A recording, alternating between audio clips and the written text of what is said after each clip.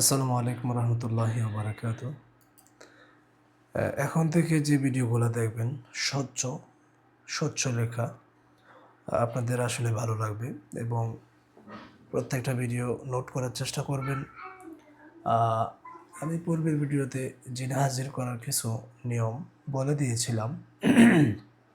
এই ভিডিওতে ইনশাআল্লাহ বিস্তারিত বলবো, সবাই নোট করবেন। আচ্ছা, প্রথমে আমরা দেখি নোট মানে বিশেষ দ্রষ্টব্য দুরুদ শরীফ। দুরুদ শরীফ এবং তওবা আস্তাগফিরুল্লাহ প্রত্যেক আমলের সাথেই পড়তে হবে। আগে পিছিয়ে দুরুদ শরীফ, আস্তাগফিরুল্লাহ, ইস্তেগফার এগুলো পাঠ করে নেবেন, ঠিক আছে? এটা যেন আর বারবার বলতে না হয়। আচ্ছা, জিন হাজির করার আমল, জিন হাজির করার আমল এটা পূর্বে একটা হুকুম, আমি বলি না যে হুকুম, এই হুকুমটা লাগাবেন শুরুতে। তাকে হেসার করার পর, রোগীকে বসানোর পর রোগীর হাতে শরীরে হেসার করবেন। হেসার কীভাবে করতে হবে প্রত্যেকটা অনেকগুলো ভিডিওতে আমি বলে দিয়েছি। তারপরে আমি প্র্যাকটিক্যাল ক্লাসে আমি আপনাদেরকে দেখাই দেব। এখনও বলছি, একটু শোনেন।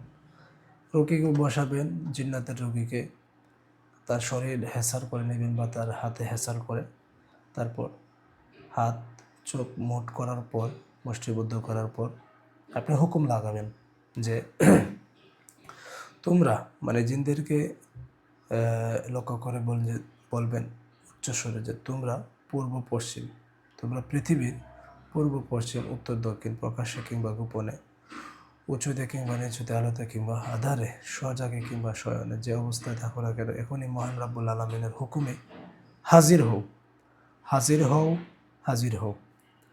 অমুক রোগের সাথে জিন ভূতের আসর, মানুষের কুফরি অথবা জিনের কুফরি, যে যেখানে আসো আল্লাহর ইচ্ছায় রোগীর চোখের সামনে দৃষ্টিগোচর হও, দৃষ্টিগোচর হও, হাজির হও, হাজির হও। এই কথা বলে ইনশাআল্লাহ যখন আপনি হাত দিয়ে টান দেবেন, ইন্নাল্লাহ আলা কুল্লি শাইইন কাদির বলে, দেখবেন যে অনেক সময় জিন্নাতেরা চলে আসে। তারপর যদি না আসে, 2 নং আমল এগুলা পড়বেন। হাত এবং চোখ মুষ্টিবদ্ধ করার পর 2 নং আমল হচ্ছে এটা। প্রথম আমল, আচ্ছা সরি, অনেক সময় এটা করলে হয়, আপনি এই জিনিসটা করার পর আপনি হাত দিয়ে ইশারা করে ইন্নাল্লাহ আলা কুল্লি শাইইন কাদির বলে হাত দিয়ে টান দিলে অনেক সময় চলে আসে। যদি না আসে তখন এই 1 নং আমলটা করবেন। প্রথমে আপনি সূরা ফাতিহা 7 বার পড়বেন, পরে একটা ফু দিবেন। কাফিরুন 7 বার পরে একবার ফু দিবেন। ইখলাস 7 বার পরে একবার ফু দিবেন। ফালাক 7 বার পরে ফু দিবেন। নাস 7 বার পরে একবার ফু দিবেন। ইনশাআল্লাহ জিন হাজির হয়ে আপনাকে সালাম দিবে অথবা শরীরে সে ছটফট করতে থাকবে, ঠিক আছে? উচ্চ আওয়াজে তিলাওয়াত করার চেষ্টা করবেন।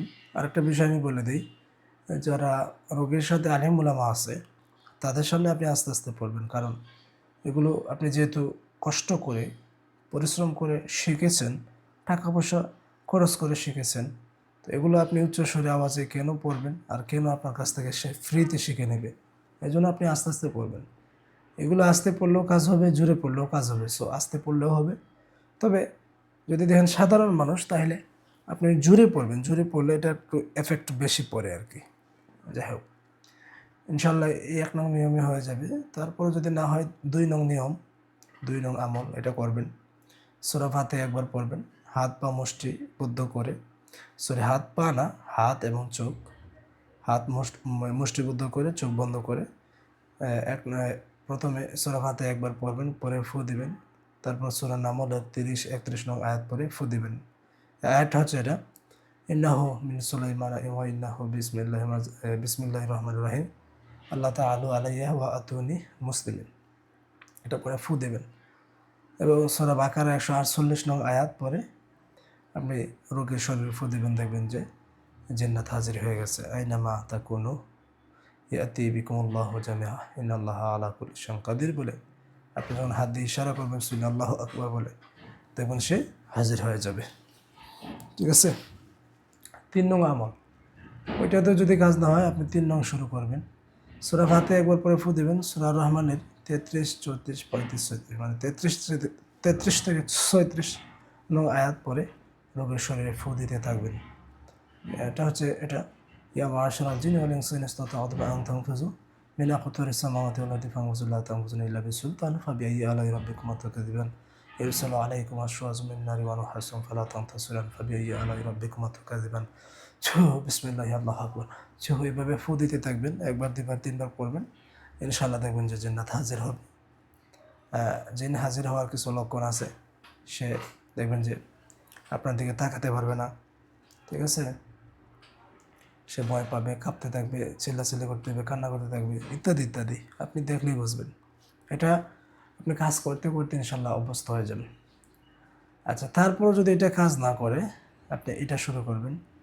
রোগীর বাম কানে নিচের আয়াতগুলো হাতের কর গুণে পড়তে থাকবে এবং মাথা তাপ পড়তে থাকবে, মানে আঙ্গুল দিয়ে গুনবেন আর পড়তে থাকবেন রোগীর বাম কানে। হ্যাঁ, সূরা সাদের 34 নং আয়াত 7 বার পরে একবার দম করবেন বাম কানের মধ্যে। এখানে আমি বলে দিছি, বাম কানের মধ্যে ফু দিবেন। ওয়ালাকাদ ফাতান্না সুলাইমানা ওয়া আলকাইনা আলা কুরসিয়্যিহি জাসাদান সুম্মা আনাব। 7 বার পরে ফু দিবেন, দেখবেন চিল্লা পাল্লা করতে শুরু করবে। এবং সূরা বুরুজের 10 নং আয়াত 7 বার পরে একবার আপনি কানের মধ্যে ফু দিবেন। যদি হাজির না হয় তাহলে একই নিয়মে ডান কানে ফু দিবেন। যদি হাজির না হয় 7 বার পরে আঙ্গুল দিয়ে কই না, 7 বার পরে আপনি তাকে আপনার কি বলে ডান কানে ফু দিবেন 7 বার পরে। ইন্নাল্লাযিনা ফাতানাল মুমিনিনা ওয়াল মুমিনাত সুম্মা লাম ইয়াতুবু ফালাহুম আযাবু জাহান্নাম ওয়া লাহুম আযাবুল হারিক। এটা পরে যখন ফু দিবেন দেখবেন চিল্লাপাল্লা করতে শুরু করবে, সে হাজির হবে, তার বাবাও হাজির হবে ইনশাআল্লাহ। এর আগে তো আপনারা ওই পানি পড়ার মাধ্যমে বা তাসবিহ পড়ার মাধ্যমে বা রশি কি বলে সুতা পরার মাধ্যমে আপনারা তো বুঝতে পারবেন যে রোগীর সাথে জিনের সমস্যা নাকি জাদুর সমস্যা নাকি বদনজরের সমস্যা। আগে তো অবশ্যই পরীক্ষা করে নেবেন, তারপর এটা করবেন, ইনশাল্লাহ হাজির হবে। আচ্ছা, 5 নং আমল, নিজের ডান হাত দিয়ে রোগীর বাম হাতের কনিষ্ঠ আঙ্গুল চেপে ধরে সূরা ফাতিহা একবার এবং আয়াতুল কুরসি অনর্গল পড়তে থাকবে যতক্ষণ না জিন হাজির হয়। ঠিক আছে, ইনশাআল্লাহ দেখবেন যে হাজির হয়ে যাবে। 5টা নিয়ম বলে দিছি জিন হাজিরতের, আপনারা সবাই লিখে নেবেন, নোট করে নেবেন। আর অবশ্যই সকাল বিকাল, সকাল সন্ধ্যার যে আমলগুলো আছে আমলগুলো করার চেষ্টা করবেন। জাদু নষ্টের আয়াতগুলা, আয়াত শেফাগুলা, এগুলো মুখস্থ করে নেবেন ইনশাআল্লাহ। আল্লাহ তাআলা আমাদের সকলকে জিন হাজিরতের ক্লাসটা বোঝার তৌফিক দান করুক। আসসালামু আলাইকুম।